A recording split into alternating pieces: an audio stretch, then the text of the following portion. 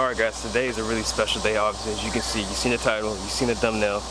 I got my keys on an Audi R8 V10 Plus 2017, low miles. It's obviously at my dealership. Well, dealership I work at, not mine. Am I in focus? Whatever. But I'm gonna do a little review, see if I can compare it to the Lamborghini, whatever. And you guys enjoy. Subscribe right now. I'm gonna go get Dominic and we're gonna take a ride. Let's go. Alright, ladies and gentlemen, I'm sat in the Audi R8 V10 Plus. I don't have a salesman with me, so I can't drive it up and down the street, but I can drive it in our little back street, which is fine with me. Obviously, I just get doing this video is a blessing anyways. But before I start it up, I'm actually low on gas. I got 20 miles. I'm not gonna fill it up, obviously. So this car was 204 grand brand new. It has 1,300 miles on it now, and it's 169. I don't know about you, that's a deal to me. So if it sounds familiar to you, that's because it's a 5.2 liter V10 straight from Lamborghini, the new Huracan. So it has 610 horsepower. So I mean, let's start it up. Okay, start it up.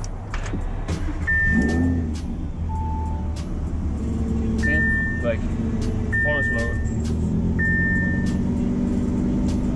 beautiful sound. Turn this down. So obviously I can't go far. I'm just driving it in all as a blessing. All right, so my point about what I was saying earlier with the Huracan versus the Audi R8, people say that a lot about like they're the same car, and I've driven both. If you've seen my channel, if you know my channel, I've driven both. They're two different cars. I wouldn't say, yeah, they're two completely different cars, I would say that. So I guess they are comparable because you can't compare two to the same cars. So they are comparable because they're two completely different cars. This is like at slow speeds, it's really smooth.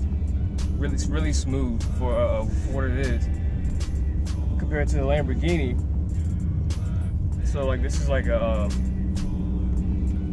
this is more so like a TT driving around town, and then the Lamborghini is obviously it's just a Lamborghini, but it's not like a super leger like an older Lamborghini, because it's not as hardcore.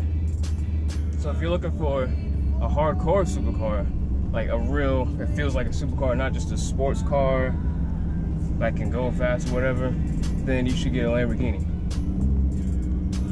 But you should get maybe not a Huracan. You know, like obviously depends on what your taste is, but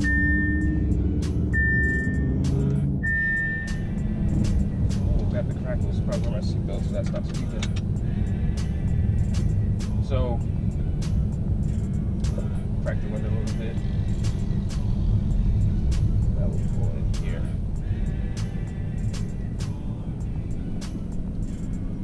The thing about the R8 is it's everything you really actually need.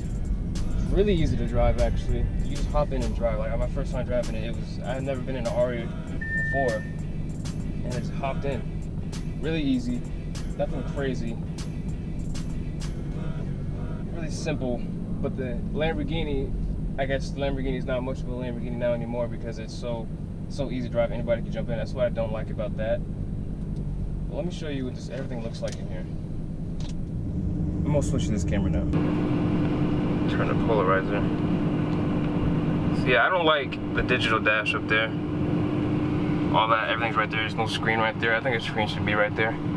But yeah, this is too easy, and everything's right here. I don't like that. But anyways, back to my point.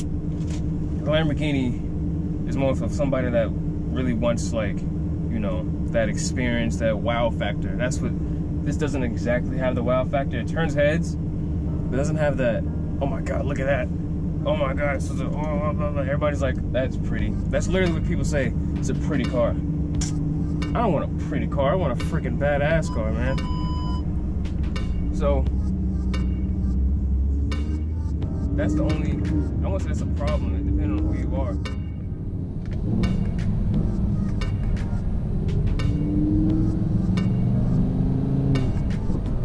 I'm trying to get some crackle going.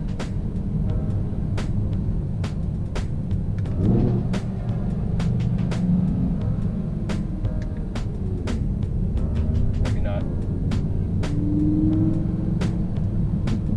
A little bit, but you can drive this around town easy.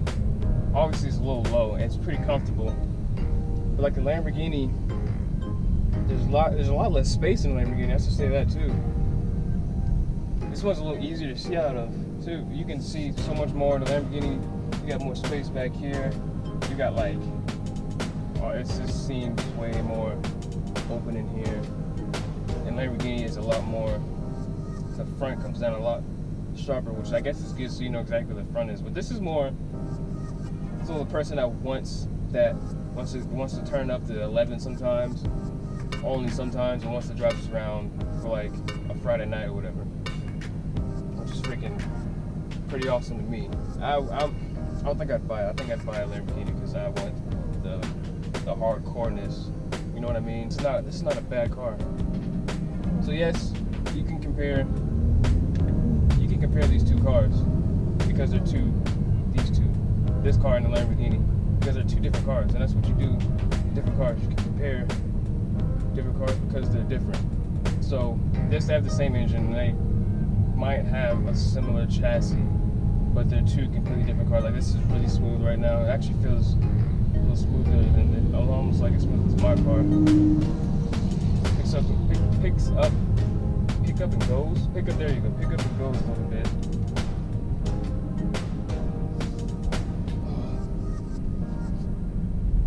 I wish I could get on it, but I'm not trying to get in trouble. I might have to go put this back now. But everything in here is like really nice. It's like the leather on the steering wheel is perforated. I mean, not actually perforated, but it has dimples in it. I don't think that's perforated because it doesn't get any ventilation through it, but I know girls love R8s. That's one thing I should say about this.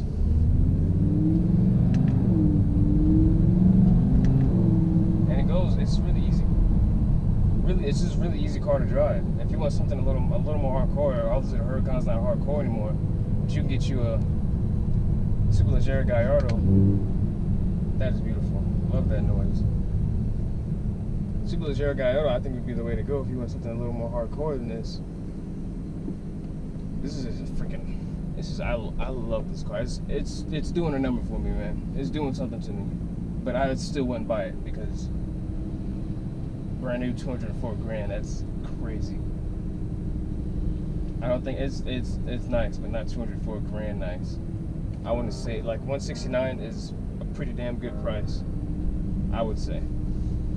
That's over $30,000 less than what, oh my God, it only has 1,300 miles on it. 1,322 miles on it. So you guys, this is a freaking, I would say this is a steal. This is freaking amazing. Obviously, I can't rev it up either if you guys are waiting for a rev because there's people around us, like other businesses around us, and we don't want to piss them off. Wow. All right, wait, move out the way. Move out the way. You want me behind you?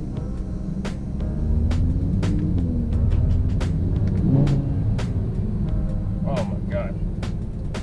Guys, if you come check this out, if you can afford this, for like the little small amount of people that are actually watching the video that can probably afford this, it should be on your list of what cars to buy. Yes, I think you can drive a Lamborghini back to back with this car, but don't expect it to be, I don't know, as crazy as a Lamborghini. Like you put a Lamborghini in course mode, it shifts and it bangs your freaking head to the back of the seat. Even the new Huracan.